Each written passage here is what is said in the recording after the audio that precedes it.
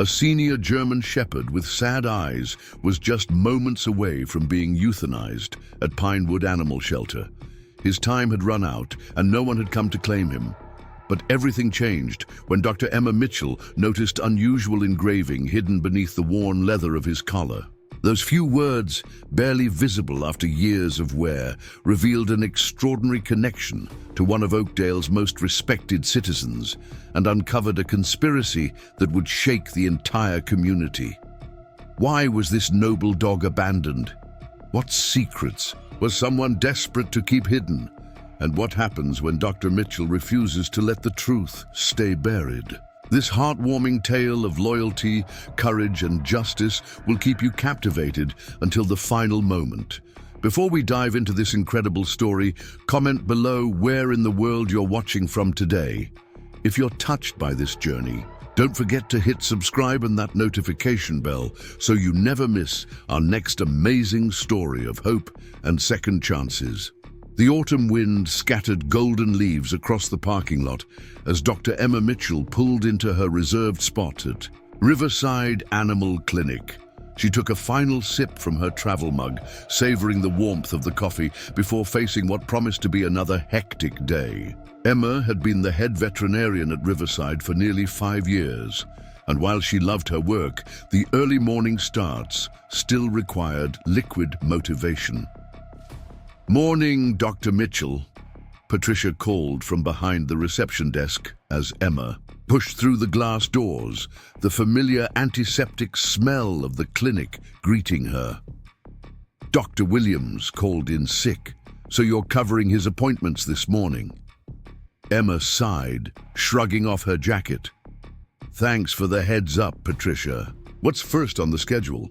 "Actually, Pinewood Shelter called. They've got a German shepherd scheduled for euthanasia this morning, but they're short-staffed and asked if you could assist." Patricia's voice dropped slightly, knowing how hard these cases were on Emma. Emma nodded, her expression somber. As much as she hated performing euthanasia, she believed every animal deserved a gentle, compassionate end. "I'll head over there first. Reschedule my 9 o'clock if I'm not back in time." The drive to Pinewood Animal Shelter was short, but gave Emma enough time to mentally prepare herself. The shelter was underfunded and overcrowded, a place where hope often came to die despite the staff's best efforts. Emma had volunteered there during veterinary school and still helped whenever she could, though each visit left her emotionally drained. Olivia Parker, one of the shelter's most dedicated workers, met Emma at the entrance, her usually cheerful face drawn with exhaustion. "Thanks for coming, Dr. Mitchell. We've had 4 intakes since yesterday and just don't have the space." She led Emma through the corridor of kennels, the cacophony of barking and whining a soundtrack to their conversation. "This one's been here 3 weeks. No microchip, no collar when found. But someone dropped off this old collar yesterday, claiming it belonged to him, said they couldn't take him themselves." They stopped in front of a kennel where a large German shepherd sat quietly, his muzzle grayed with age, but his amber eyes alert and intelligent. Unlike the other dogs that barked or paced anxiously, he simply watched them with a quiet dignity that struck Emma immediately. "Hey there, handsome," Emma said softly, kneeling in front of the kennel. The dog's ears perked up and his tail gave a single hesitant wag. "What's his story?" "Found wandering near Cedar Heights, that fancy neighborhood on the hill. Well-behaved, knows commands, definitely someone's pet, but no one claimed him. We've been calling him Sergeant because of his dignified demeanor." Emma entered the kennel slowly, extending her hand for the dog to sniff. Sergeant gave her fingers a gentle lick, then allowed her to check him over.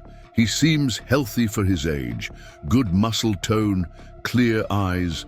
Someone took good care of him." As she examined him, Emma noticed the worn leather collar Olivia had mentioned. It was high quality but weathered, with a small, tarnished nameplate. She turned it carefully in her hands, using her thumb to wipe away the layer of grime that had accumulated on its surface. As the dirt cleared, Emma's breath caught in her throat. "Olivia, look at this," she called, her fingers tracing the faded engraving on the metal plate. "Max, guardian of Cooper legacy, returned to Margaret Cooper, Cedar Heights." Olivia frowned, joining Emma in the kennel. "Cooper? As in Margaret Cooper, the philanthropist who passed away a few months ago?" Emma nodded slowly, her mind racing. "The very same. There was a big article about her in the Oakdale Times. She donated millions to local charities, including animal welfare organizations." She looked back at the dog, at Max, whose intelligent eyes seemed to hold a story waiting to be told. Why would her dog end up here abandoned? Something didn't add up. Margaret Cooper had been one of Oakdale's most beloved citizens, known for her generosity and especially her love of animals. The idea that her dog would be left at a shelter to be euthanized seemed unthinkable. "The euthanasia appointment," Emma began. "Can wait," Olivia finished firmly. "If this is really Margaret Cooper's dog, we need to figure out what happened." Back at the clinic, Emma's quick internet search confirmed her suspicions. There were several photos of Margaret Cooper at charity events with a German Shepherd by her side. Unmistakably the same dog now sitting calmly in her examination room. The caption of one photo read, "Margaret Cooper and her loyal companion Max at the annual Cedar Heights Charity Gala." "Patricia, can you find a contact number for the Cooper estate?" Emma called to her receptionist while giving Max a thorough examination. Despite his age, the German Shepherd was in remarkable health, further evidence of excellent care throughout his life. Patricia appeared in the doorway with a slip of paper. "This is the number for their lawyer's office. From what I could find online, Margaret's son Daniel inherited the estate, but there's been some controversy with her nephew Thomas contesting the will." Emma dialed the number, one hand absently stroking Max's head. The dog leaned into her touch, his eyes never leaving her face. "Cooper Estate, Elizabeth speaking," a crisp voice answered. "Hello, this is Dr. Emma Mitchell from Riverside Animal Clinic. I'm calling about Margaret Cooper's German Shepherd Max. He was brought to Pinewood Shelter and scheduled for euthanasia." A long pause followed. "I'm not authorized to discuss Mrs. Cooper's personal matters," Elizabeth finally replied, her tone carefully neutral. "With all due respect," Emma pressed, "this isn't about personal matters. This is about an animal's life. Max was clearly well loved by Mrs. Cooper. I just want to know who's responsible for him now." "I'll transfer you to Mr. Blackwell, our attorney," Elizabeth said, after another pause. Several minutes of hold music later, a deep voice came on. The line, "This is Howard Blackwell. I understand you're calling about a dog?" Emma explained the situation, her frustration growing as the attorney maintained a wall of professional detachment. "Dr. Mitchell, the disposition of Mrs. Cooper's personal effects, including any pets, is subject to ongoing legal proceedings. I suggest you contact the Animal Control Department for their standard procedures regarding strays." "He's not a stray," Emma insisted. "His collar clearly identifies him as Margaret Cooper's dog, and I'm afraid I can't help you further." Blackwell interrupted. "Good day, doctor." The line went dead, leaving Emma staring at her phone in disbelief. Max whined softly as if sensing her frustration. "Something's not right," Emma muttered, scratching behind Max's ears. "And we're going to find out what it is." That evening, Emma brought Max home with her instead of returning him to the shelter. She'd arranged with Olivia to foster him while they investigated his story. Her small house with its fenced backyard made a comfortable temporary home for the German Shepherd, who seemed to immediately understand the reprieve he'd been given. After dinner, Emma settled on her couch with her laptop, Max curled at her feet. She searched for every article she could find about Margaret Cooper, piecing together a picture of the woman who had been Max's owner. Margaret Cooper had been widowed, for over a decade before her death 3 months ago at age 76. She had one son, Daniel, who worked internationally with humanitarian organizations, and a nephew, Thomas Grant, who had managed some of her business affairs locally. The articles mentioned a substantial estate, including the Cooper family mansion in Cedar Heights, and a significant fortune earmarked for charitable causes. One headline caught Emma's eye: Cooper will contested, family feud over philanthropist's fortune. The article detailed Thomas Grant's challenge to his aunt's will, claiming that she had not been of sound mind when making her final arrangements, and that Daniel Cooper had unduly influenced her decisions from abroad. "What do you think, Max?" Emma asked, glancing down at the dog. "What happened after Margaret died? Why didn't Daniel or even Thomas take care of you?" Max lifted his head, his amber eyes seeming to hold all the answers she sought, if only he could speak. The next morning, Emma called in her first appointments, explained the situation to Dr. Williams, and headed to the Oakdale Times office. If anyone knew the details of the Cooper family drama, it would be someone who covered local news. Jessica Chen, a reporter who had written several of the articles about Margaret Cooper. Preparing and narrating this story took us a lot of time, so if you are enjoying it, subscribe to our channel. It means a lot to us. Now back to the story. Agreed to meet Emma for coffee. When Emma explained her discovery of Max and his scheduled euthanasia, Jessica's journalistic instincts visibly sparked. "The timing is suspicious," Jessica said, tapping her pen against her notepad. "The final hearing for the will contest is next week. Thomas Grant has been fighting tooth and nail to invalidate certain provisions, especially those related to the animal sanctuary Margaret wanted to establish on her property." "Animal sanctuary?"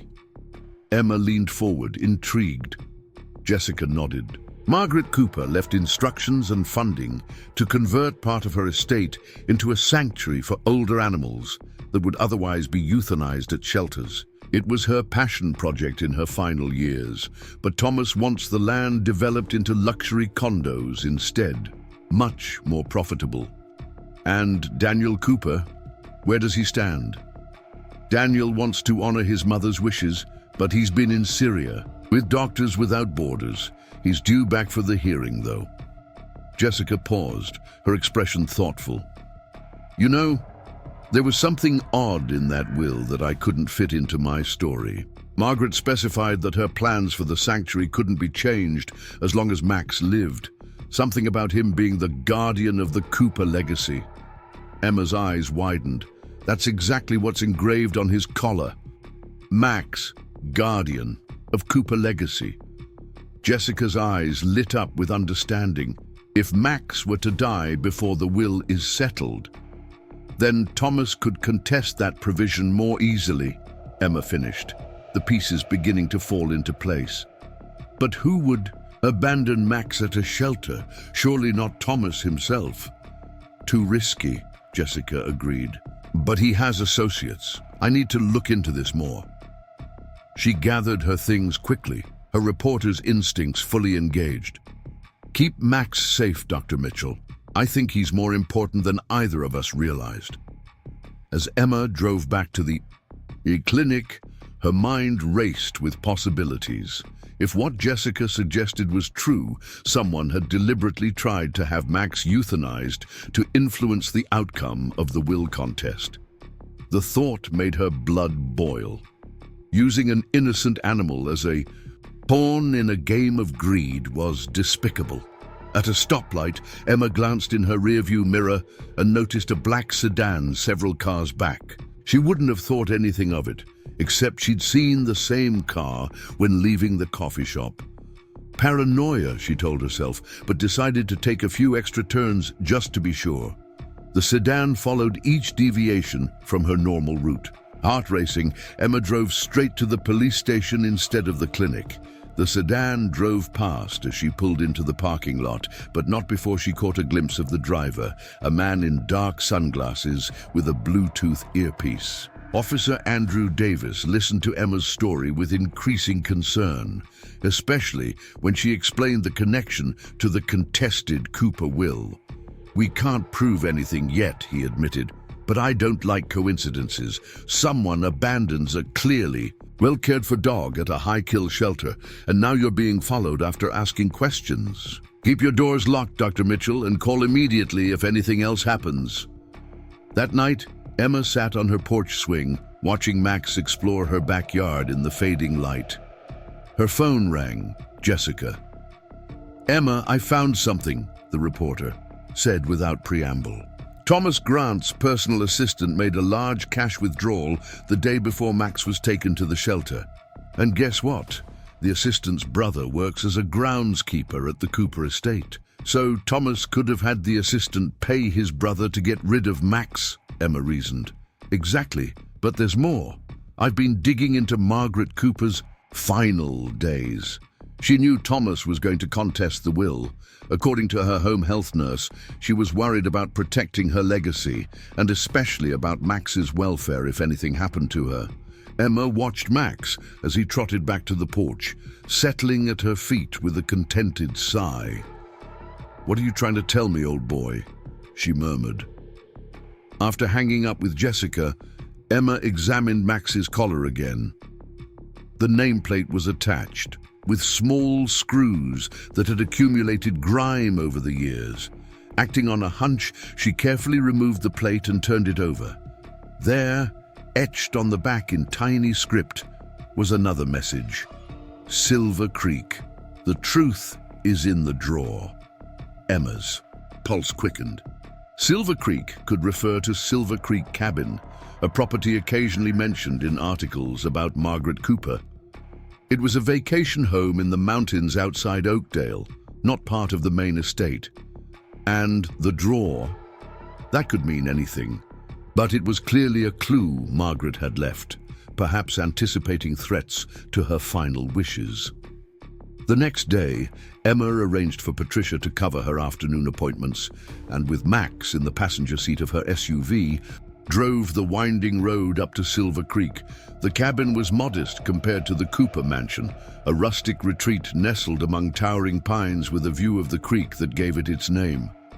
The door was locked, but Emma found a key under a fake rock by the porch steps, a hiding place Max seemed to recognize, nudging it with his nose. Inside, the cabin was clean, but clearly hadn't been visited in months. Dust covered the furniture, and the air felt stale. "What drawer, Max?" Emma wondered aloud. "Where would Margaret hide something important?" Max padded through the cabin, with the familiarity of a frequent visitor, eventually stopping in front of a roll-top desk in the study. He sat before it, looking up at Emma expectantly. Emma smiled, kneeling next to him. "Good boy. Is this it?" The desk contained several drawers, all empty except for old stationery and pens. Emma was about to give up when she noticed a seam in the wood at the back of one drawer, a false bottom. Her heart racing, she carefully pried it open. Inside lay a sealed envelope and a small voice recorder. The envelope contained legal documents, amendments to Margaret's will that clarified and reinforced her intentions for the animal sanctuary, with specific provisions ensuring Max would be cared for either by Daniel or by the sanctuary itself. Attached was a notarized letter describing Thomas's threats and her fears that he might try to harm Max or otherwise circumvent her wishes. The voice recorder contained a conversation between Margaret and Thomas from just weeks before her death. Thomas's voice was clear, angry. "Aunt Margaret, be reasonable. That land is worth millions for development. An animal sanctuary? It's a waste." "My decision is final, Thomas." Margaret's voice was frail but determined. "The sanctuary will be my legacy, not more luxury condos. Max will guard that legacy until Daniel returns to take over." "That dog won't live forever," Thomas snapped. "And neither will you."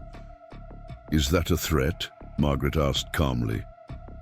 "It's reality," Thomas replied coldly. "But I've made arrangements. Everything is documented and safe, including evidence of your embezzlement from my foundation. If anything happens to me or to Max, it all goes public." The recording ended there, but its implications were clear. Margaret had anticipated Thomas's attempts to undermine her will and had created insurance, evidence Max had been guarding all along with his very existence. Emma's hands trembled as she gathered the documents and recorder. This was exactly what Daniel Cooper would need to secure his mother's legacy and stop Thomas's contest of the will. And it explained why someone had tried to have Max euthanized before the hearing. As Emma locked up the cabin, she noticed a black sedan parked at the end of the narrow drive, blocking her exit. The same man she'd glimpsed earlier stepped out, joined by another larger man. "Dr. Mitchell," the first man called, his tone falsely pleasant. "Mr. Grant would like a word with you about his aunt's dog." Emma retreated to the porch, Max at her side. The German Shepherd's posture had changed completely. His ears forward, body tense, a low growl rumbling in his chest. "I've called the police," Emma lied, holding up her phone. "They're on their way." The men hesitated, exchanging glances. "We just want the dog, lady," the larger one said. "Hand him over, and there won't be any trouble." Max barked sharply, the sound echoing through the trees. Emma noticed his attention wasn't on the men, but on something beyond them. Following his gaze, she spotted a flash of movement on the trail leading to the cabin. Hikers. "Help!" Emma shouted, startling the men. "These men are trespassing!" The hikers, a group of 4, stopped in surprise, then began moving quickly toward the commotion. Thomas's men, realizing they were now outnumbered, retreated to their car and sped away, gravel spraying from their tires. Emma's hands shook as she thanked the hikers and explained that someone had been trying to steal her dog. One of the hikers, a retired park ranger, insisted on escorting her back to town and helped her file a police report with Officer Davis. "Thomas Grant is getting desperate," Davis observed, after reviewing the documents and recording Emma had found. "The hearing is tomorrow, and he knows if Daniel Cooper brings Max and these documents to court, his case is finished. But now, Thomas knows I have the evidence," Emma worried, stroking Max's fur. The German Shepherd had remained calm throughout the whole ordeal, as if he understood his role as guardian was nearly complete. "Don't worry," Davis assured her. "I've already contacted Daniel Cooper's attorney and arranged protection for both. You and Max until the hearing, and we'll be bringing Thomas Grant in for questioning about those threats and the men at the cabin." That night, with a police car parked outside her house, Emma could barely sleep. Max, however, slept peacefully at the foot of her bed, occasionally twitching as he chased something in his dreams. Looking at him, Emma felt a profound respect for this loyal animal who had carried such an important secret, who had nearly been killed for his silent knowledge. "Your job's almost done, good boy," she whispered. "Margaret would be proud of you." The next morning, Emma met Daniel Cooper for the first time at his attorney's office. He was tall like his mother, with the same kind eyes currently red-rimmed from jet lag and grief. When Max saw him, the German Shepherd's entire demeanor transformed. He bounded across the room with more energy than Emma had yet seen from him, whining with joy as Daniel knelt to embrace him. "Max, old friend," Daniel murmured, burying his face in the dog's fur. "I'm so sorry I wasn't here." Emma explained everything, finding Max at the shelter, discovering the message on his collar, the documents at Silver Creek, and Thomas's men at the cabin. Daniel listened with growing horror and gratitude. "I was in a remote area when Mother died," he explained. "By the time I got the news and could arrange to return, weeks had passed. I assumed Thomas was caring for Max as promised." His jaw tightened. "I should have known better than to trust him with anything Mother loved." The courtroom was packed for the hearing. News of the dramatic developments had leaked, and the Oakdale Times had run a front-page story about the abandoned German Shepherd who held the key to the Cooper legacy. Jessica Chen gave Emma a subtle thumbs up from the press section. Thomas Grant sat with his attorneys, his expression thunderous as Daniel entered with Max trotting obediently at his side.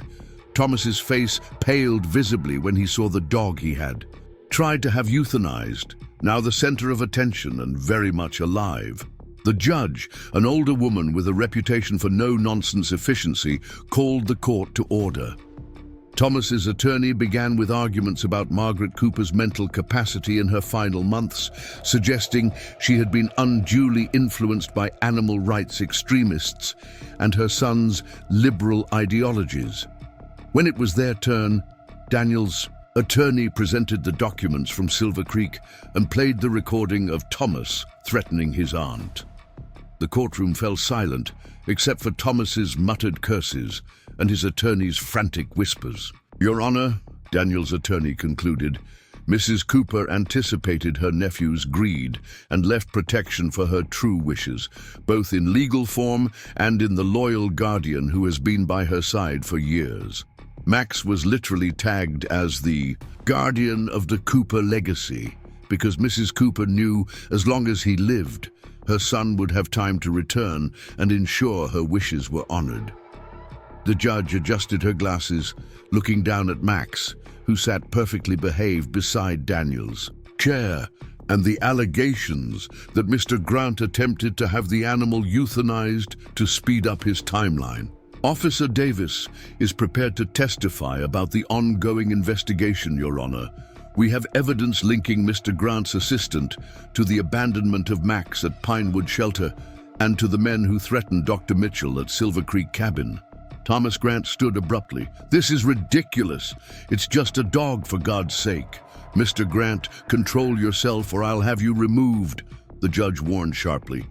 The hearing continued with testimonies from Officer Davis, Emma, and finally Daniel himself, who spoke passionately about his mother's lifelong commitment to animal welfare and her dream of creating a sanctuary that would save countless lives. When the judge finally delivered her ruling, there was no surprise. She upheld Margaret Cooper's original will in its entirety, dismissed Thomas Grant's contest with prejudice, and referred his actions for potential criminal prosecution. The Cooper Animal Sanctuary would proceed as planned, with Daniel as its director and a substantial endowment to ensure its operation for decades to come. Outside the courthouse, reporters swarmed Daniel, Emma, and Max. Jessica Chen pushed to the front, microphone in hand. "Mr. Cooper, what are your plans for the sanctuary now?" she asked. Daniel smiled, one hand resting on Max's head. "We break ground next month. The sanctuary will focus on senior animals like Max, who are often overlooked in shelters. And," he added, glancing at Emma, "we'll be partnering with Riverside Animal Clinic to provide top-quality veterinary care for all our residents." Emma looked at him in surprise. They hadn't discussed any partnership. "If Dr. Mitchell is interested, of course," Daniel added with a warm smile. "She saved Max's life and helped protect my mother's legacy. I can't think of anyone better to help fulfill Mom's vision." 6 months later, the Cooper Animal Sanctuary welcomed its first residents, 10 senior dogs and 8 cats from various shelters around the county. The converted stables and grounds of the Cooper estate now featured comfortable indoor-outdoor habitats, a state-of-the-art veterinary facility overseen by Emma, and a memorial garden dedicated to Margaret Cooper. Max had pride of place in the sanctuary's operations, accompanying Daniel or Emma on their rounds, and seemingly taking particular interest in new arrivals, especially the German Shepherds. Though no longer young, he had a new purpose that kept him vital and engaged. On the sanctuary's opening day, visitors streamed through the public areas, admiring the transformation and stopping to read Margaret Cooper's quote engraved on a plaque. By the entrance, "Every animal deserves dignity, care, and a family, whether human or found. This is my legacy." Emma found Daniel and Max in the memorial garden after the crowds had gone, sitting quietly by Margaret's plaque. Max's head rested on Daniel's knee, his expression peaceful. "He misses her," Daniel said as Emma joined them on the bench. "But I think he knows he completed his mission. He protected her legacy until I could come home." Emma nodded, watching. The sun set over the sanctuary grounds where dozens of animals who would otherwise have been euthanized now lived in comfort and care. Margaret was clever, hiding that message on his collar where no one would think to look. Mum always said Max was special, more than just a pet. She said he understood things other dogs didn't. Daniel smiled, scratching behind Max's ears. "I'm beginning to think she was right." As twilight deepened, Max raised his head suddenly, alert to something in the distance.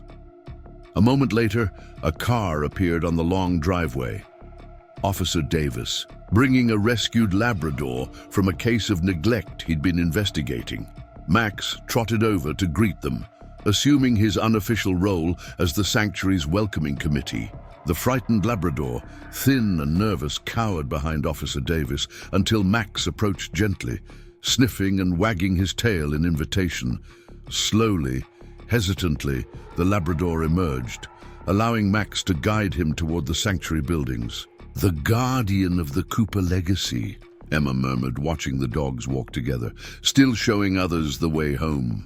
1 year after Max's rescue from Pinewood Shelter, the Cooper Animal Sanctuary had saved over 100 senior animals from euthanasia. Thomas Grant was serving a suspended sentence for conspiracy and fraud, required to perform community service. Hours at the local animal shelter under Olivia's watchful eye. And Emma and Daniel had developed not just a professional partnership but a personal one as well, brought together by their shared commitment to Margaret's vision and by one special German shepherd who had carried a secret message just long enough to save himself and his owner's dream. Max lived 3 more wonderful years at the sanctuary, eventually passing peacefully in his sleep at the respectable age of 14. He was buried in the memorial garden beside Margaret Cooper, his collar with its special message mounted in a display case in the sanctuary's visitor center, where it continued to tell his remarkable story. The plaque beneath it read, "Max, Guardian of the Cooper Legacy. Sometimes the ones we save end up saving us all."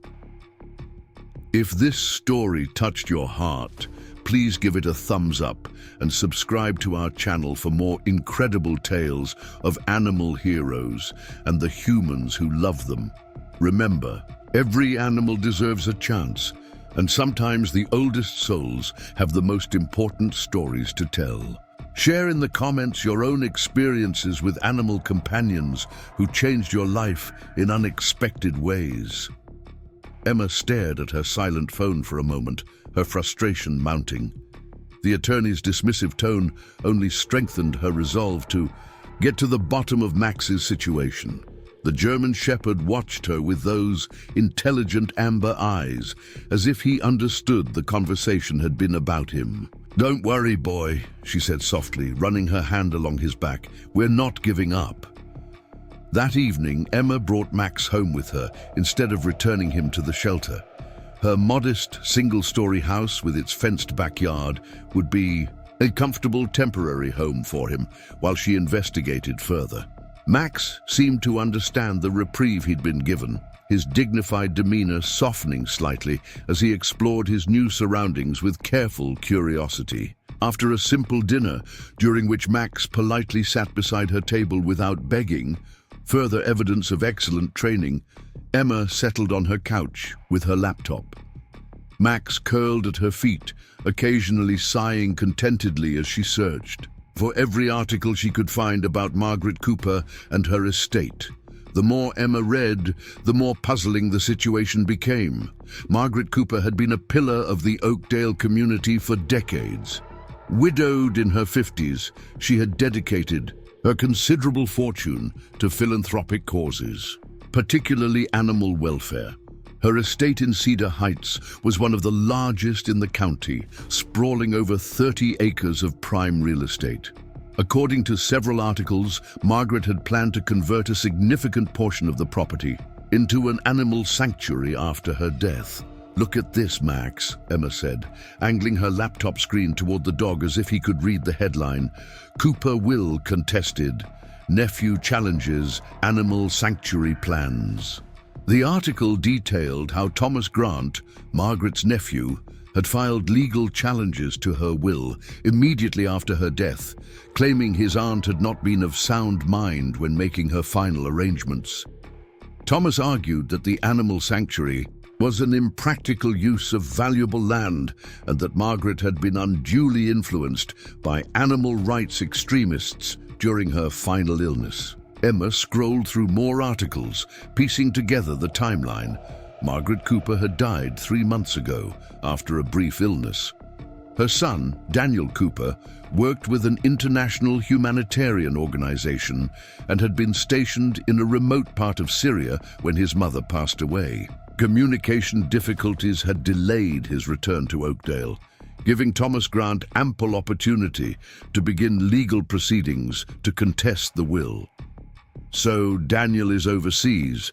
Thomas is trying to overturn the will to prevent the animal sanctuary from being built, and somehow you end up abandoned at a high-kill shelter, Emma mused, looking down at Max. That can't be a coincidence.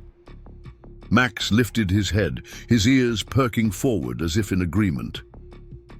There was something uncanny about his attentiveness, Emma thought. He seemed to follow conversations in a way most dogs didn't, as if he understood the stakes of his situation perfectly well. A text message from Olivia interrupted Emma's research. "Any news on our distinguished gentleman? The shelter director is asking questions about his status." Emma quickly replied, "Taking care of him at my place while investigating. Cooper family situation is complicated. We'll update tomorrow." She set her phone aside and noticed Max watching her intently. "I should probably give you a proper examination while you're here," she said, standing and stretching. "Let's make sure you're in good health, apart from your advanced years." In her home office, which doubled as a small examination room for emergency cases, Emma gave Max a thorough checkup. Despite his grey muzzle, Max was in exceptional health for a dog his age. Probably around 10 or 11 years old, she estimated. His teeth were in good condition, his muscle tone was excellent, and his coat, though in need of a good brushing, showed signs of regular care. "Someone loved you very much, Max," Emma said softly as she checked his ears and eyes, "and I'm going to find out why they abandoned you." As she examined his collar more carefully under proper lighting, Emma noticed something she'd missed earlier. The nameplate was attached to the leather with small screws, and the edges seemed unusually thick. Acting on a hunch, she carefully removed the plate from the collar and examined it more closely.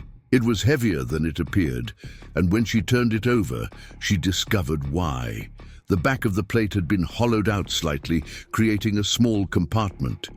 Inside was a tightly folded piece of paper and what appeared to be a small key. Emma's heart raced as she carefully extracted the paper and unfolded it. The handwriting was shaky but legible, clearly written by someone elderly or infirm. "To whoever finds Max, if you're reading this, I fear something has gone wrong. My name is Margaret Cooper.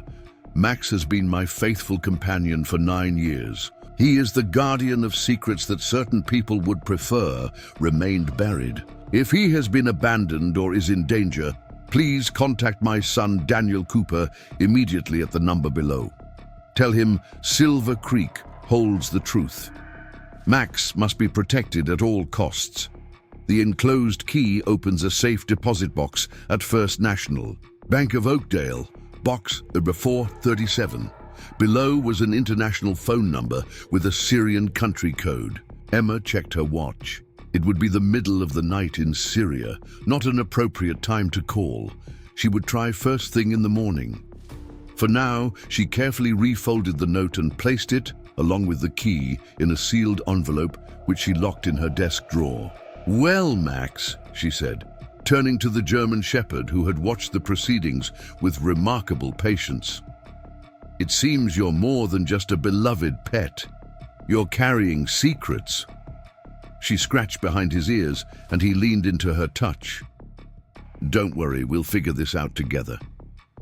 That night, Max slept on the rug beside Emma's bed, his breathing deep and even. Emma, however, found sleep elusive. Her mind raced with questions about Margaret Cooper's mysterious note. What secrets could a dog possibly be guarding? Why would someone target Max? And what was at Silver Creek that was so important? Emma was jerked from her light sleep by a sound from the front of the house. Max was already on his feet, hackles raised, a low growl rumbling in his chest as he stared at the bedroom door. Emma glanced at her bedside clock, 3:17 a.m. The sound came again, a soft scraping at her front door, like someone trying to force the lock. Heart pounding, Emma reached for her phone and dialed 911, whispering her address and the situation to the dispatcher. Max stood protectively between her and the bedroom door, his posture alert but controlled, not barking wildly as many dogs might. The sound of breaking glass from her living room had Emma clutching the phone tighter. "Someone's inside," she whispered to the dispatcher. "Please hurry." Heavy footsteps moved through her living room, and a beam of flashlight swept. Under her bedroom door, Emma heard a male voice murmur, "Check the other rooms. The dog has to be here somewhere." Max's growl deepened, but Emma placed a gentle hand on his back, silently urging him to stay quiet. They might have a chance if the intruders didn't immediately find them. Her bedroom window thankfully overlooked the backyard. Moving as silently as possible, Emma eased it open, grateful she maintained the hinges regularly.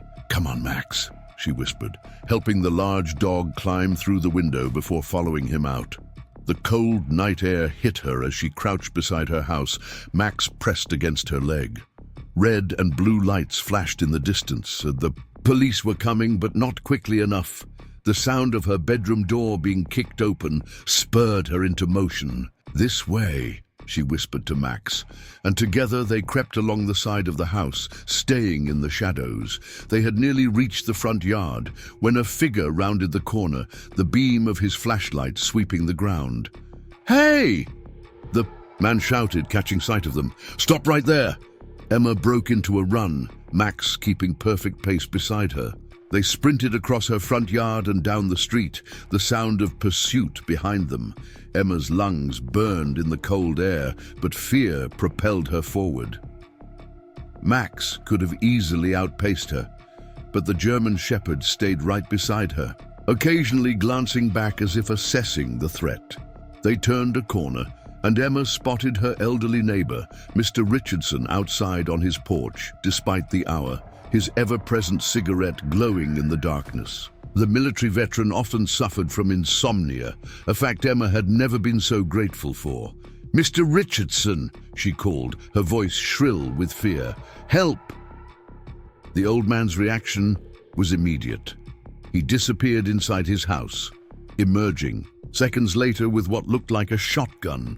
"Get in here, Dr. Mitchell," he shouted, gesturing to his open door. Emma and Max ducked into Mr. Richardson's house just as their pursuer rounded the corner. The old veteran stood on his porch, shotgun visible, as the man slowed to a walk, then turned and retreated. "Thank you," Emma gasped, trying to catch her breath. "Someone broke into my house. I called the police." Mr. Richardson nodded grimly. "Saw the squad car pull up just now. Who's after you, Doc?" "I wish I knew," Emma replied, her hand resting on Max's head. The German Shepherd had remained calm throughout the ordeal, his training evident in his controlled response to danger. After giving their statements to the police, who found evidence of forced entry but no sign of the intruders, Emma knew she couldn't return home. Whatever secret Max was guarding, someone was willing to break into her house in the middle of the night to get to him. This was no longer just about an abandoned dog. This was potentially dangerous. "I know a place we can go," she told Officer Davis, who had responded to the call. "But I'd rather not say where, just in case." Davis nodded, understanding her. "Caution, We'll increase patrols in your neighborhood and file the report. Do you have any idea what they were after? Emma hesitated, then decided to be partially honest. I believe they wanted Max. He belonged to Margaret Cooper, and there's some dispute over her estate right now. The Cooper estate? Davis raised his eyebrows. That's high profile. Be careful, Dr. Mitchell. Rich people's disputes can get ugly. An hour later, Emma and Max were settled in a pet-friendly hotel on the other side of Oakdale, registered under Patricia's name with her permission. Emma had called her receptionist and explained that she needed to take a personal day without going into details about the break-in. The fewer people who knew where she was, the better. As dawn broke, Emma finally attempted to call the international number Margaret had left for her son. After several rings, a male voice answered, the connection staticky and distant. Hello? Who is this? The voice sounded wary, understandably suspicious of an unknown caller from overseas. Is this Daniel Cooper? Emma asked, keeping her voice low despite being alone in the hotel room with Max. Yes. Who's calling? My name is Dr. Emma Mitchell. I'm a veterinarian in Oakdale. I found your mother's dog, Max. The line went silent, for so long that Emma thought they might have been disconnected. Then Daniel's voice returned, thick with emotion. You found Max. Is he all right? Where has he been? Emma explained, discovering Max at the shelter and finding Margaret's note hidden in his collar. Your mother's note mentioned Silver Creek and a safe deposit box. She said Max was guarding secrets and needed protection. She was right, Daniel said, his voice dropping even lower. Listen carefully, Dr. Mitchell. My mother discovered something about Thomas's business dealings before she died, evidence of fraud and money laundering through the charitable foundation he managed for her. She was planning to report him to the authorities, but then she fell ill very suddenly. You think her illness wasn't natural? Emma asked, her skin prickling with unease. I don't know, Daniel admitted, but I do know Thomas has been desperate to invalidate parts of her will, especially the provisions about the animal sanctuary. The land is worth millions to developers, and he's heavily in debt from gambling. But what does Max have to do with it? Mom was clever, Daniel said, a note of pride in his voice despite the circumstances. She knew Thomas might try to destroy any evidence she gathered, so she documented everything and left clues only I would understand. The reference to Silver Creek is our family cabin in the mountains. There must be something hidden there. And Max, his voice softened. Max was her constant companion during her final months. She said he was the only one she could trust completely. If she hid evidence, Max probably knows where it is. That might explain why someone broke into my house last night trying to find him, Emma said. What? Daniel's alarm was evident, even through the poor connection. Are you safe? For now. We're somewhere secure. I'm making arrangements to fly back immediately, Daniel said, his voice hardening with resolve. But it will take me at least 48 hours to get out of here. And back to Oakdale. Can you keep Max safe until then? I'll do my best, Emma promised. What about the safe deposit box? Don't go alone, Daniel warned. Thomas has connections at that bank. Wait for me if you can. If not, take someone you trust completely. After ending the call, Emma sat on the edge of the hotel bed, Max's head resting on her knee as if offering comfort.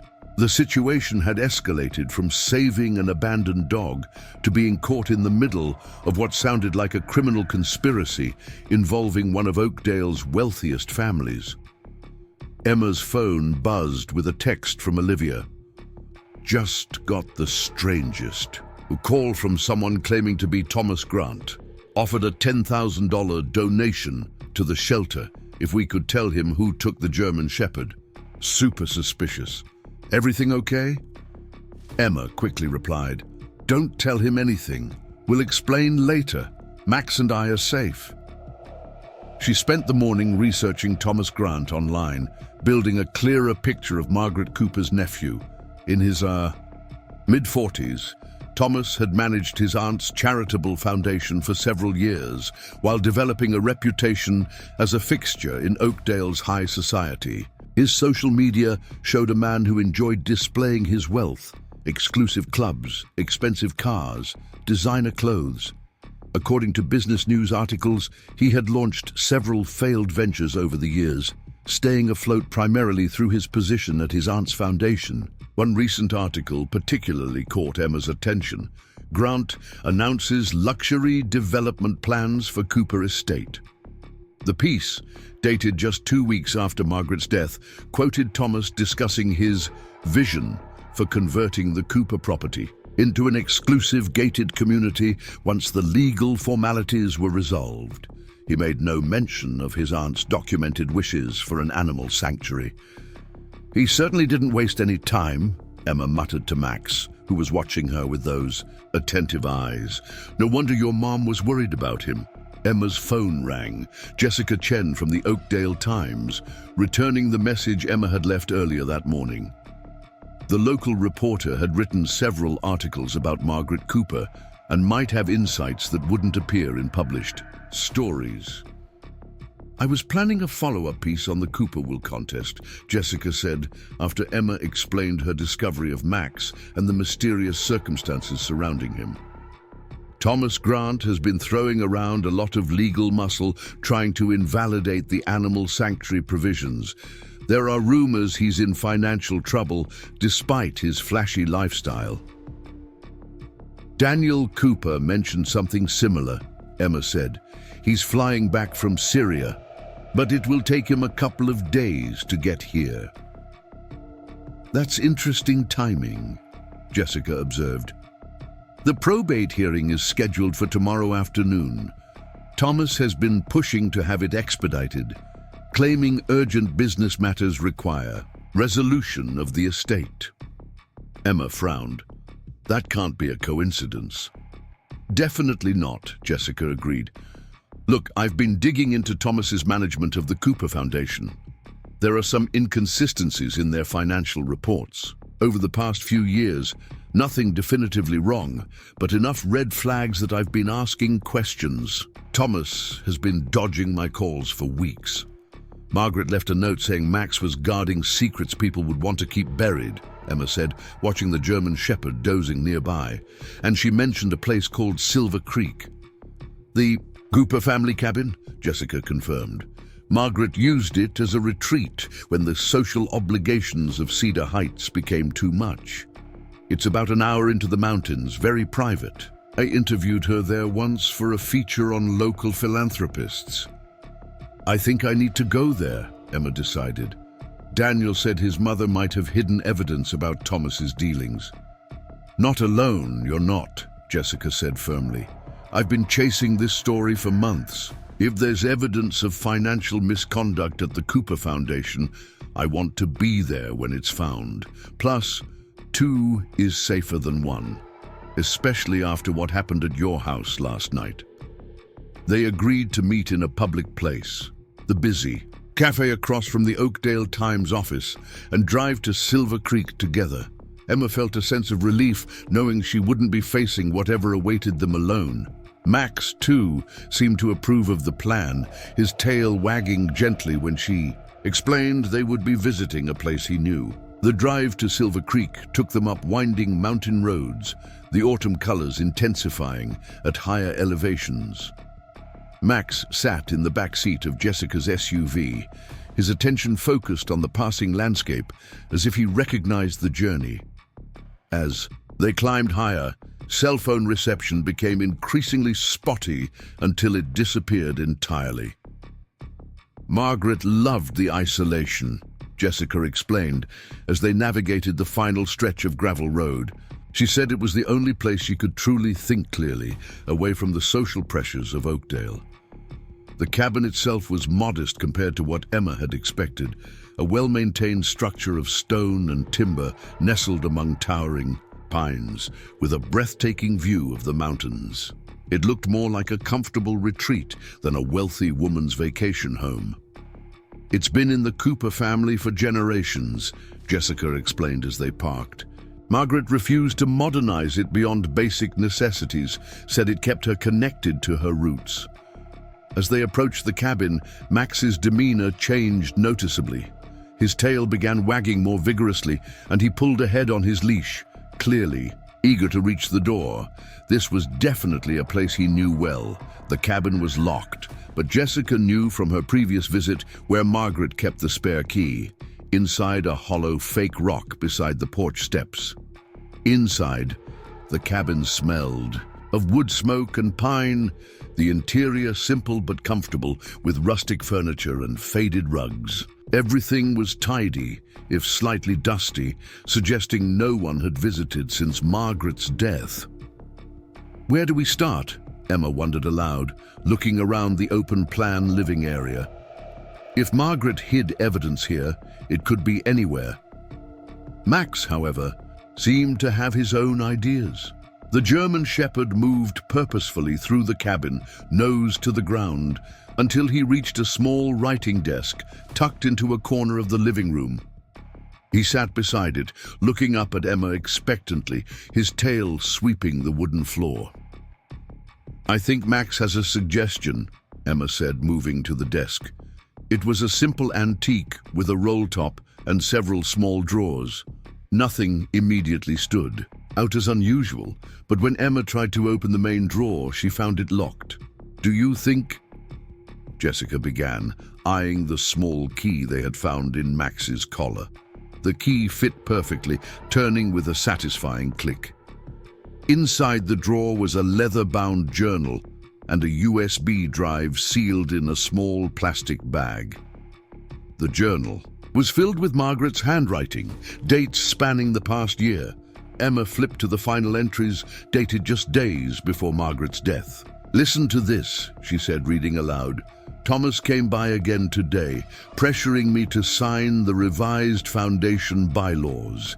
His desperation is becoming more evident. Max growled at him for the first time. Always a good judge of character, my faithful guardian. I finished compiling the evidence on the USB drive. The bank records clearly show how he's been siphoning money through fake charities. Tomorrow I'll speak with Daniel and decide how to proceed. I fear Thomas suspects I know more than I've let on. If anything happens to me, Max knows what to do." Emma and Jessica exchanged concerned glances. "The next entry is the last one," Emma continued reading, feeling strangely tired today after Thomas's visit. "Perhaps the excitement of confronting him took more out of me than I realized. Asked Grace to take extra care with my tea. It tasted bitter. Max refuses to leave my side, such a loyal protector. If my suspicions are correct and anything happens to me, the evidence is secure. Silver Creek will guard the truth until Daniel returns." "She suspected Thomas might have poisoned her," Jessica whispered, her reporter's instincts on high alert. "And she was documenting everything." Max whined softly, pushing his nose against Emma's hand as if encouraging her to keep looking. She ran her fingers along the inside of the drawer, feeling for anything else that might be hidden. Her fingertips detected a slight irregularity in the wood at the back of the drawer, a small, nearly invisible seam. "There's a false bottom," she murmured, carefully working her fingers around the edges until she found a way to lift the hidden panel. Beneath it lay an envelope addressed simply to Daniel and a small recording device.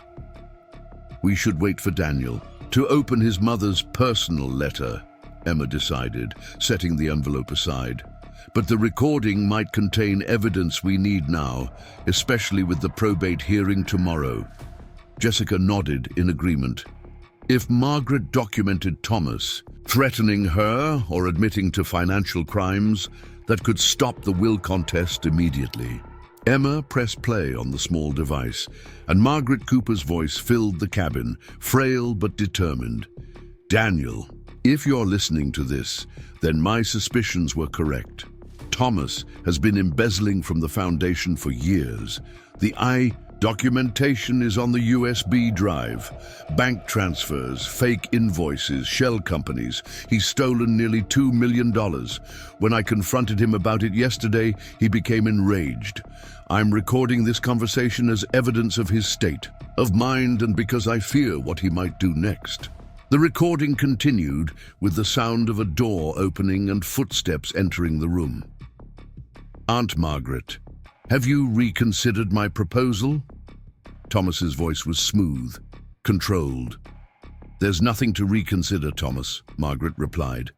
Calmly, I know what you've been doing with the foundation money. It stops now. I'm meeting with the board tomorrow to recommend a full audit and your immediate removal. You have no idea what you're talking about.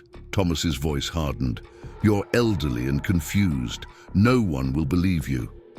The bank records speak for themselves, Margaret countered, as do the testimonies from the charities that never received the grants you claim to have distributed.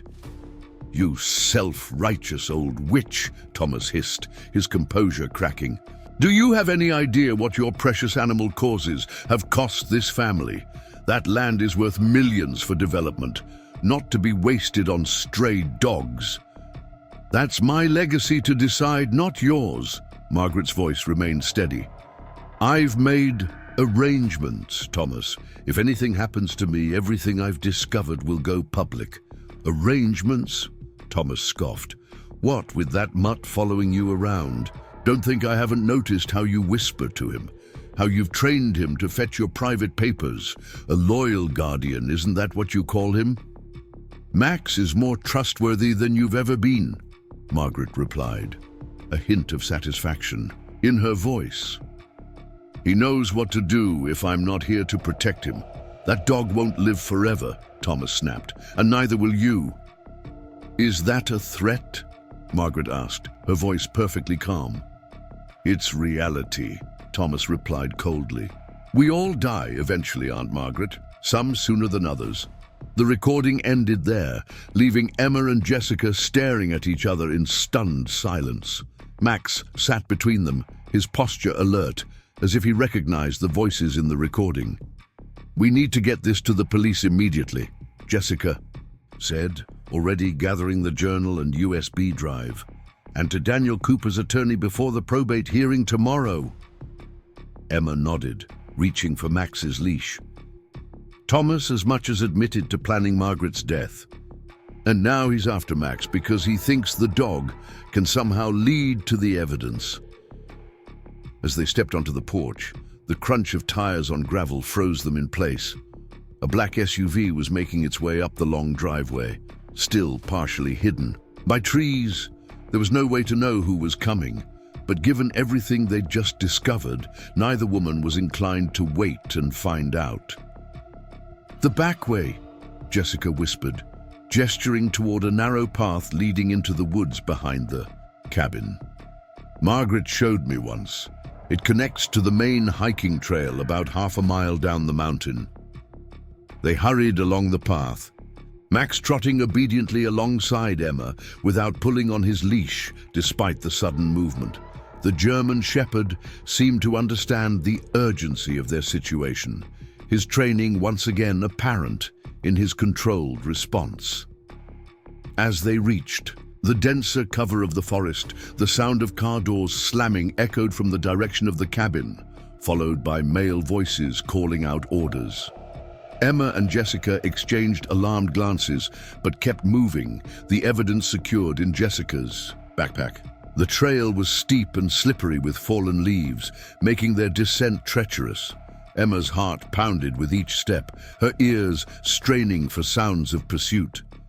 Max remained vigilant beside her, occasionally glancing back up the trail, his posture indicating he was monitoring potential threats. There's a ranger station at the bottom of the main trail, Jessica whispered as they paused to catch their breath. If we can reach it, we can call for help. The sound of a branch breaking behind them spurred them into motion again.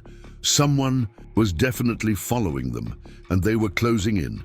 Max's ears flattened against his head, a low growl rumbling in his chest. Go, Emma urged Jessica, making a split-second decision. Take the evidence and get to the ranger station. Max and I will create a diversion. I can't leave you, Jessica began. You have to, Emma insisted. The evidence is what matters. It's what Margaret died protecting. Go. After a moment's hesitation, Jessica nodded, squeezing Emma's arm before continuing down the main trail at a quicker pace. Emma waited until she was out of sight, then turned to Max. Ready for a little off-road adventure, boy, she murmured. Max's intelligent eyes seemed to understand perfectly. Emma led him off the main trail onto a game path that cut horizontally across the mountainside. The undergrowth was dense, but Max navigated it with ease, his powerful body pushing through brush that Emma had to fight past. The sound of pursuit split, suggesting at least two people were now searching for them. Male voices called out coordinates, the professional tone indicating these weren't amateur thugs, but likely hired security or private investigators, people who knew what they were doing. Emma's foot caught on an exposed root, sending her tumbling to the ground with a surprised cry she couldn't suppress. The noise immediately drew attention, with shouts and crashing footsteps heading in their direction.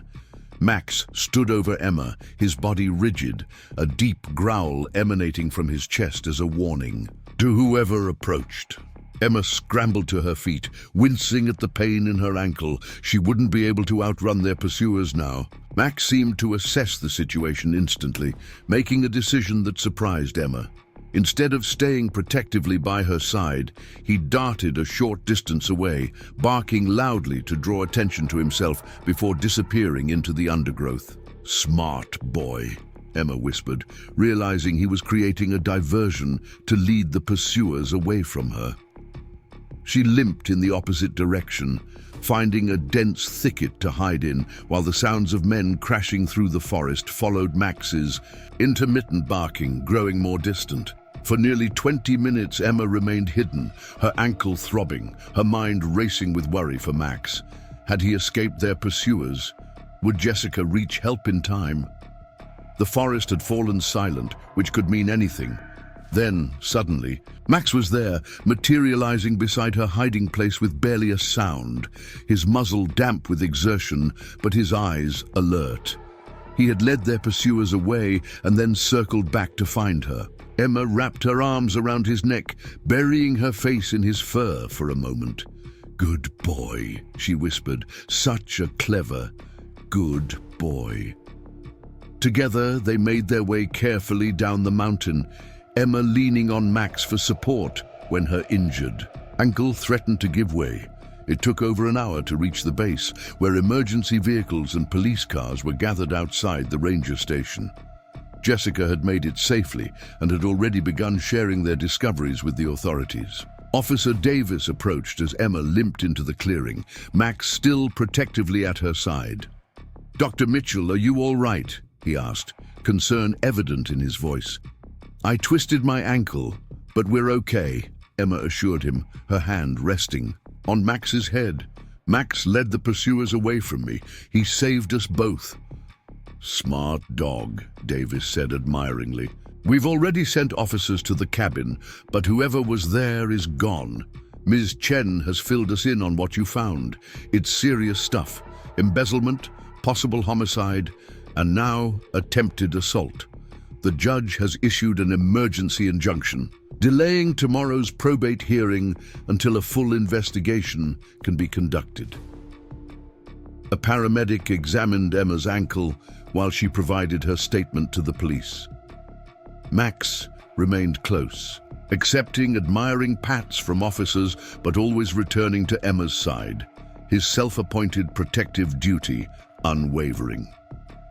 "Daniel Cooper's attorney has been notified," Davis informed her as the paramedic wrapped her ankle. "And we've placed a surveillance detail at your house in case Thomas or his men try to return. For tonight, though, we recommend you stay somewhere else, just to be safe." Jessica approached, her reporter's notebook in hand, but her expression purely concerned now, not professional. "You can stay at my place if you want. It's a secure building with doormen, and it's not connected to you in any way." Emma accepted, gratefully, knowing she and Max would both benefit from the company and additional security after their ordeal. As they prepared to leave, Davis pulled Emma aside for one final update. "We've put out an APB for Thomas Grant, but he's disappeared. His home is empty, and his assistant claims she hasn't seen him since yesterday. Just be careful, both of you. Men like Grant, when cornered, can be dangerous." That night, in the safety of Jessica's apartment, Emma finally had time to process the whirlwind events of the past 2 days.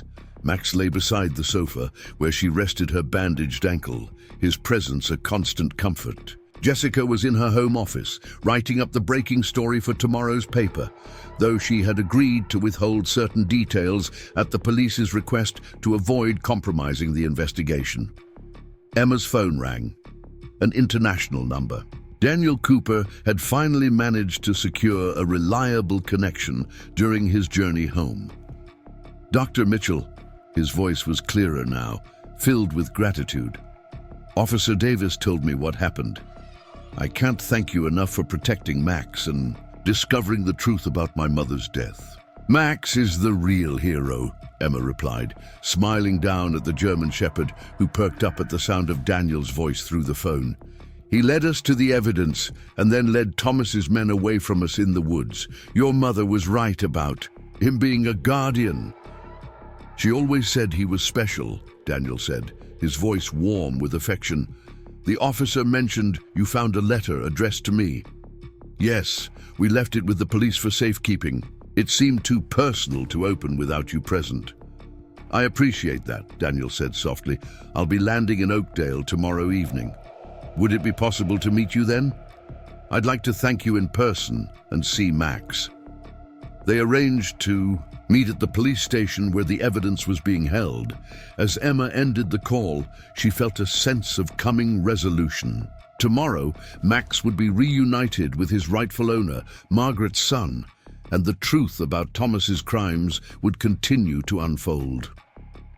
Jessica emerged from her office, looking simultaneously exhausted and exhilarated.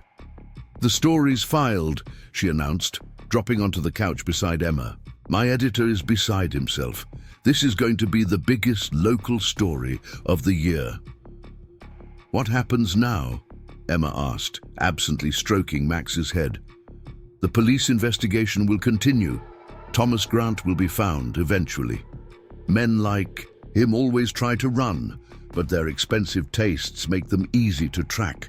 The probate court will almost certainly honor Margaret's original will once the evidence of Thomas's fraud and possible murder comes to light." Jessica smiled down at Max. "The animal sanctuary will be built, just as Margaret wanted." "And what about Max?" Jessica asked. "Will you miss him when Daniel takes him home?" Emma looked at the German Shepherd, who had so quickly become important to her. "Of course I will," she admitted, "but he belongs with Daniel. That's what Margaret wanted, and after everything Max has been through, he deserves to be with family." The next evening, Emma and Max waited in a conference room at the Oakdale police station. Despite the clinical setting, there was a sense of anticipation in the air. Max seemed to pick up on it, his usual dignified demeanor occasionally broken by an eager whine as he glanced toward the door. When it finally opened, Officer Davis entered first, followed by a tall man with kind eyes and a face that bore a striking resemblance to the photos Emma had seen of Margaret Cooper. Daniel Cooper had his mother's compassionate gaze and the same gentle presence that commanded respect without demanding it. Max's reaction was immediate and profound. The German Shepherd let out a soft cry of recognition and bounded across the room, his entire body wriggling with joy as Daniel knelt to embrace him. "Max, old friend," Daniel murmured, burying his face in the dog's fur. "I've missed you so much."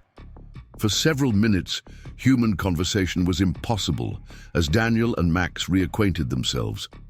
Emma and Officer Davis watched the reunion with misty eyes, witnessing the special bond between man and dog that transcended even months of separation.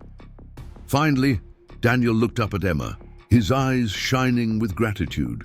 "Dr. Mitchell, I can never thank you enough. You saved his life and helped bring my mother's killer to justice." "Max did most of the work," Emma said sincerely. "He's an extraordinary dog." "That he is, Daniel." "Agreed, which is why I'd like to ask you something rather unexpected." He hesitated, seeming to gather his thoughts. "I've been working abroad for years now, and while I'm taking leave to handle my mother's affairs and see the sanctuary established, I'll eventually need to return to Syria. The work there isn't finished." Emma looked up, surprised at the direction of the conversation. "Max knows you, trusts you," Daniel continued, "and you clearly care for him. Would you consider becoming part of the sanctuary's veterinary team once it's operational? Max could stay with you when I'm abroad, and when I'm home, we could share his care. He'd have the stability of your home and still be part of my life." The unexpected offer left Emma momentarily speechless. She had been preparing herself to say goodbye to Max, not to be offered a continued role in his life. "I know it's unconventional," Daniel added, "but so was my mother, and so is Max. They never did things the traditional way." Emma found herself smiling. "I'd be honored," she said simply.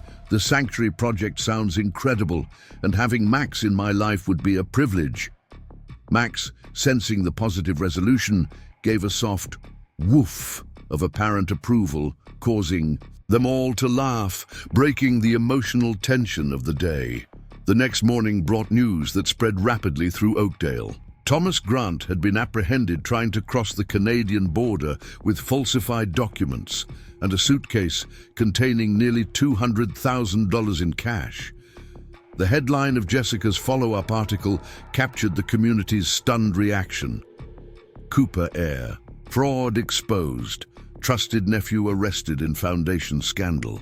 In the weeks that followed, the truth emerged in greater detail. The toxicology report confirmed traces of a rare poison in Margaret Cooper's exhumed remains, a substance that would have initially presented as natural illness before causing organ failure.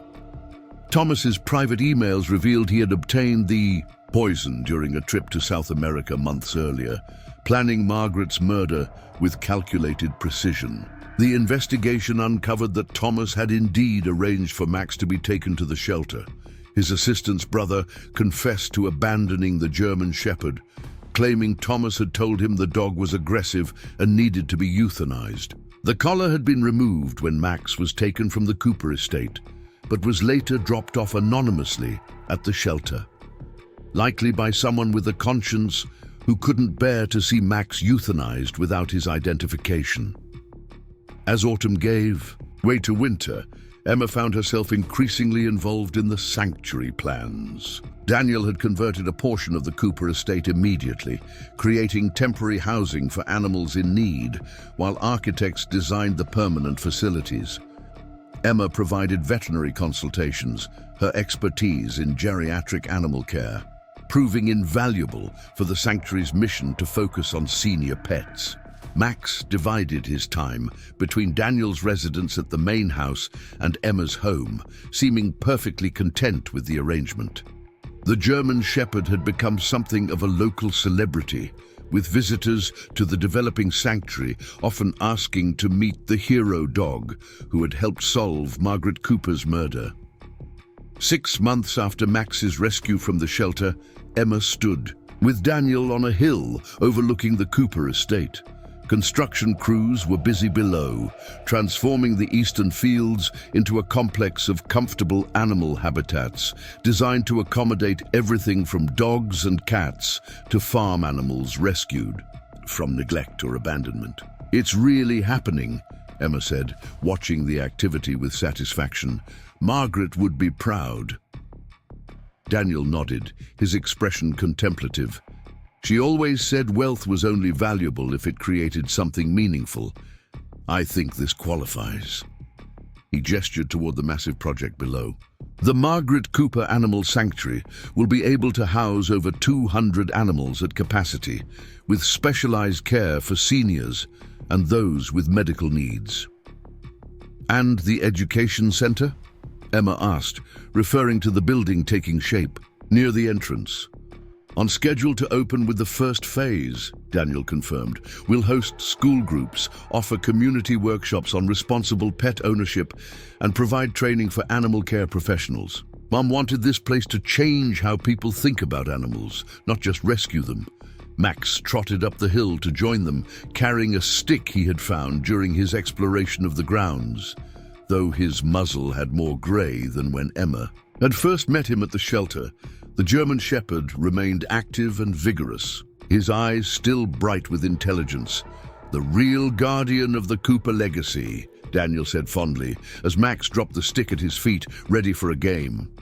He certainly takes his job seriously, Emma agreed, watching as Max supervised the construction activities with apparent interest, sometimes sitting for long periods, observing the workers as if evaluating their progress. The sanctuary's first official resident had arrived a month earlier, an elderly Labrador found abandoned by the roadside.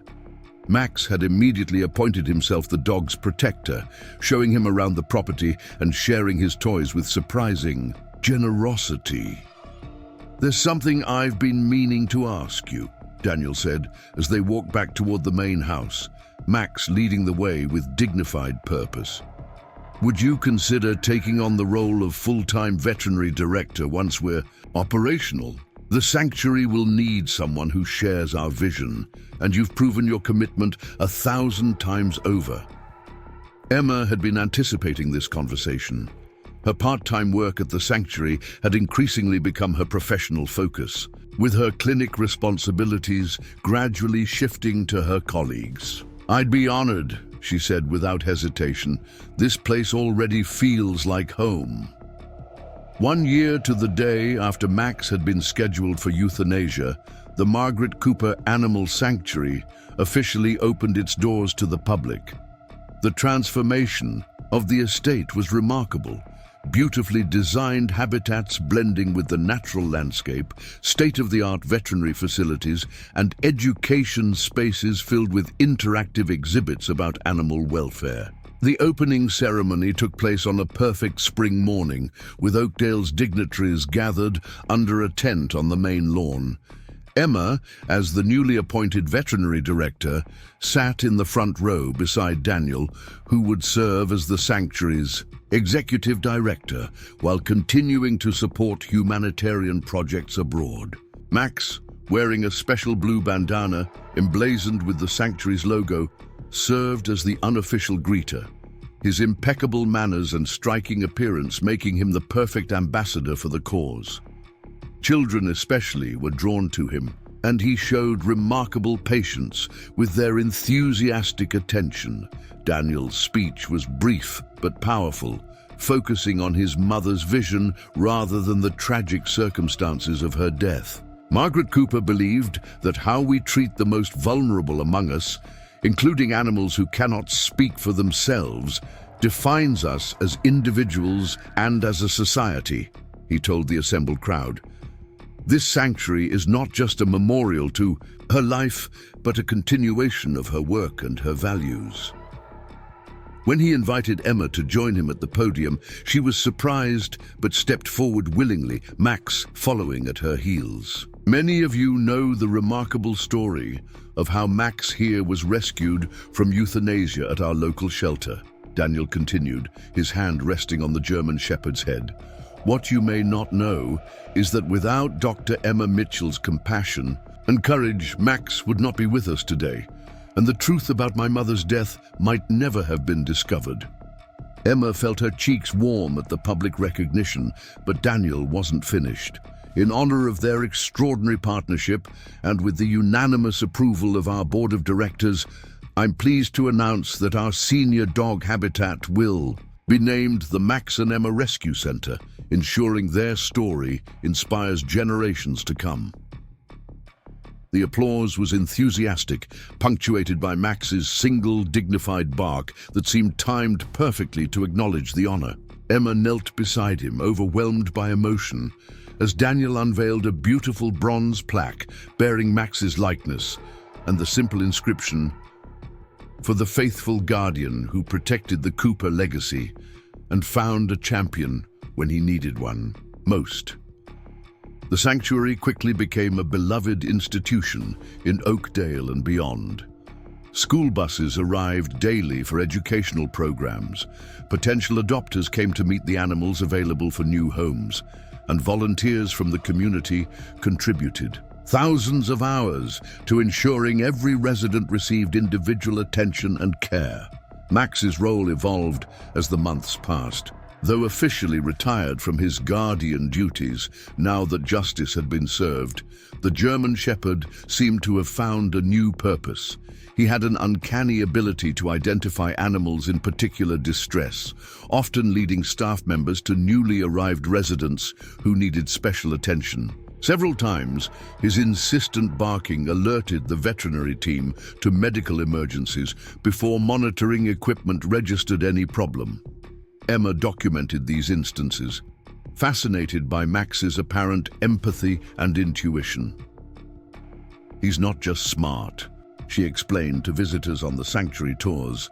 "He genuinely cares about the other animals." Margaret Cooper recognized that special quality in him, and it's why she trusted him with her most important secrets. The sanctuary's effect on the community extended beyond animal welfare. The Cooper Foundation, now under honest management, funded scholarships for veterinary students committed to shelter medicine and supported research into end-of-life care for senior pets. Jessica Chen's exposé on Thomas Grant's crimes had earned her a regional journalism award and led to increased scrutiny of charitable foundations nationwide. Thomas himself had been convicted on multiple charges, including first-degree murder, embezzlement, and fraud. His sentencing hearing had drawn national attention, with the judge citing the calculated nature of his crimes against both humans and animals as particularly egregious. 2 years after the sanctuary's opening, Emma sat on the porch of her cottage on the property, watching the sunset with Max at her feet. The German Shepherd was showing his age more prominently now, slower on their morning walks, needing help to climb into the car, but his eyes remained alert and his spirit undimmed. Daniel joined them, carrying cups of coffee. "Just got off the phone with the team in Syria," he said, settling into a chair beside Emma. "The new veterinary clinic there is already at capacity. They've asked if we can send another trainer for the therapy dog program." "That's wonderful," Emma replied, accepting the coffee gratefully. Their relationship had evolved naturally from professional respect to deep friendship, and eventually to something more. Daniel's work still took him abroad regularly, but they had found a balance that worked for them, united by their commitment to Margaret's legacy and their shared love for Max. "I was thinking," Daniel said thoughtfully, watching Max doze contentedly between them, "about how close we came to losing all of this. If you hadn't noticed that message on Max's collar, if you hadn't cared enough to investigate."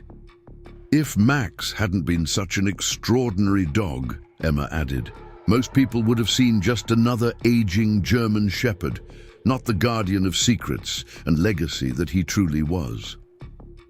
"Mom always said there were no accidents in life," Daniel mused. "That meaningful connections happen for a reason, even when we can't see the pattern while we're in the middle of it." Emma nodded, understanding completely.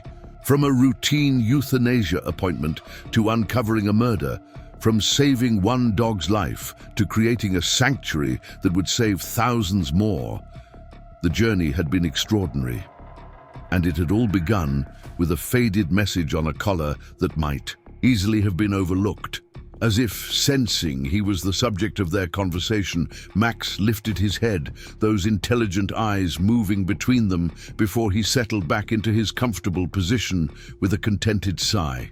On a quiet autumn morning 3 years after his rescue, Max passed peacefully in his sleep, curled in his favorite bed between Emma and Daniel. He had lived to the remarkable age of 14, his final years filled with purpose and companionship, surrounded by the sanctuary community that had grown around him. The memorial service held on the sanctuary grounds drew hundreds of people whose lives had been touched by the German Shepherd's story. Former shelter residents who had found homes through the sanctuary's adoption program came with their families. Children from the education programs brought drawings and letters. Veterinary students who had completed internships under Emma's guidance shared stories of Max's uncanny ability to comfort animals in distress. A simple stone marker was placed in the memorial garden alongside a newly planted oak tree that would grow and provide shade for generations to come. The inscription read, "Max Cooper, faithful guardian and beloved friend. His courage revealed truth, his heart inspired compassion, and his legacy lives in every animal saved." Daniel stood with his arm around Emma as the gathering dispersed, watching as the last visitors placed flowers beside Max's marker. "He brought us together," he said softly. "In so many ways, he's still the guardian of everything good that's happened here." Emma nodded, unable to speak past the lump in her throat. They had known this day would come. Max had lived a full life, especially for a large breed dog, but the loss still felt enormous, a presence now absent from their daily routines. That evening, as they walked the sanctuary grounds together, checking on the residents before closing, an unfamiliar sound caught their attention. Following it to the intake building, they found a staff member trying to calm a terrified German Shepherd that had been rescued from an abandoned property that afternoon. The dog, severely malnourished and obviously abused, cowered in the corner of the examination room, growling defensively when anyone approached. Multiple staff members had tried and failed to get close enough to begin medical treatment. Emma knelt at a safe distance, not making eye contact, her voice soft as she spoke to the frightened animal. "It's okay," she murmured. "You're safe now. No one will hurt you here." Gradually, the dog's growling subsided, replaced by a nervous whine. When Emma slowly extended her hand, palm down, the German Shepherd cautiously stretched his neck to sniff her fingers. After several tense moments, his tail gave a single, hesitant wag. "He reminds me of someone," Daniel said quietly, watching the interaction with a bittersweet smile. "He needs a name," Emma replied, still focused on gaining the dog's trust. "How about Guardian?" In the years that followed, the Margaret Cooper Animal Sanctuary continued to grow and evolve. The Max and Emma Rescue Center expanded to include specialized rehabilitation for abused animals, with Guardian becoming its unofficial mascot after his remarkable recovery. Though he never developed Max's almost uncanny intelligence, Guardian possessed his own special gift, an ability to connect with the most traumatized new arrivals, showing them through example that trust was possible again. Emma's veterinary research on senior animal care gained national recognition, leading to improved protocols for shelters across the country. Daniel divided his time between the sanctuary and international humanitarian work, establishing similar animal welfare programs in regions affected by conflict or natural disasters. They married in a simple ceremony in the sanctuary's memorial garden, with Guardian serving as ring bearer, carrying a small basket containing their wedding bands. Jessica Chen, now an investigative reporter for a national news network, covered the event for a special feature on the sanctuary's 5th anniversary. On quiet evenings, Emma and Daniel often reminisced about the extraordinary chain of events that had brought them together. "I still think about that morning at the shelter," Emma would say. "How close Max came to being euthanized before I noticed. His collar." "Mom would say it wasn't chance," Daniel always replied. She believed Max was special from the first day she adopted him, that he would always find a way to fulfill his purpose as guardian. The Sanctuary Visitor Center displayed Max's collar in a special case, the message, "Guardian of the Cooper Legacy," still visible on the nameplate. Beside it, a photograph showed the dignified German Shepherd sitting beside Margaret Cooper, both looking directly at the camera with remarkable similar expressions of calm determination. New visitors often paused at the display, reading the story of how an abandoned dog's hidden message had revealed a murder, protected a legacy, and ultimately created a place of refuge for thousands of animals. Children especially were drawn to the tale, pointing excitedly at Max's picture and asking their parents if dogs could really be that smart, that brave, that important. "Yes," the tour guides always answered, smiling at Guardian, who often accompanied them. His redemption story an inspiration in itself. Some dogs change everything. Max certainly did. And so Margaret Cooper's vision lived on, her legacy secured not by wealth or property, but by the faithful guardian who had carried her final message when it mattered most. Max's story became legend, passed from person to person, inspiring compassion and courage in equal measure, proof that sometimes the most profound truths come from the most unexpected sources, and that even in their final moments, second chances can change not just one life, but countless others. In the quiet evening hours, when the sanctuary visitors had gone home and the residents were settled for the night, Emma sometimes imagined she could hear the soft pad of Max's paws beside her on her rounds, his vigilant presence still guarding all they had built together. The sensation was strongest in the senior dog wing, where the most vulnerable residents lived out their days in comfort and dignity, no longer unwanted or forgotten. "Still on duty, Max?" she would whisper to the empty air. And though no tangible answer came, the feeling of his faithful presence remained, a guardian's work never truly done, a legacy without end.